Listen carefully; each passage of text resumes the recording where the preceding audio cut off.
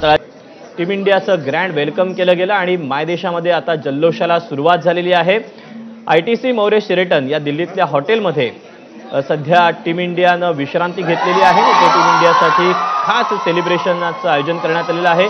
एक विशेष केक देखील तयार करण्यात आलेला आहे, वेगवेगळे चॉकलेट्स तयार करण्यात आलेत, अशी माहिती इथल्या शेफ यांनी काही वेळापूर्वी एबीपी माझाला दिलेली होती। आणि त्यानंतर आता कर्णधार रोहित शर्मा हा पोहोचलेला आहे। T20 ची ट्रॉफी असलेला खास केक या ठिकाणी रोहित शर्माकडून कट केला जातो।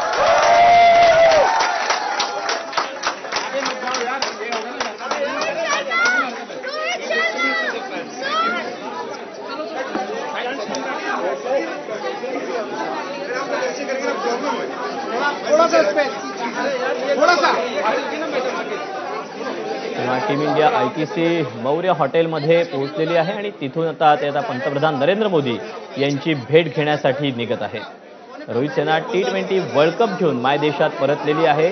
अनेक वर्षांचा जो ट्रॉफीचा दुष्काळ होता तो रोहित सेनेनं संपुष्टात आणलेला आहे।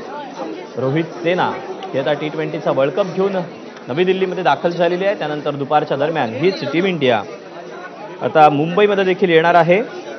सकाळी 6च्या दरम्यान विश्वविजेते कप घेऊन टीम इंडिया विशेष विमानानं दिल्लीमध्ये दाखल झाली आणि 29 जून रोजी विजेतेपदाच्या लढतीमध्ये दक्षिण आफ्रिकेचा 7 धावांनी पराभव करून तब्बल 17 वर्षांनंतर टीम इंडियानं विश्वविजेतेपदाचा जो मान आहे तो मिळवलेला आहे। आणि त्यानंतर आज भारतीय संघ हा मायदेशी परतलेला आहे। टीम इंडियाचं यावेळेला दिल्ली विमानतळावर मोठ्या जल्लोषात स्वागत केलं गेलं आणि टीम इंडिया विमानतळावरून ती थेट पोहोचली ती ITC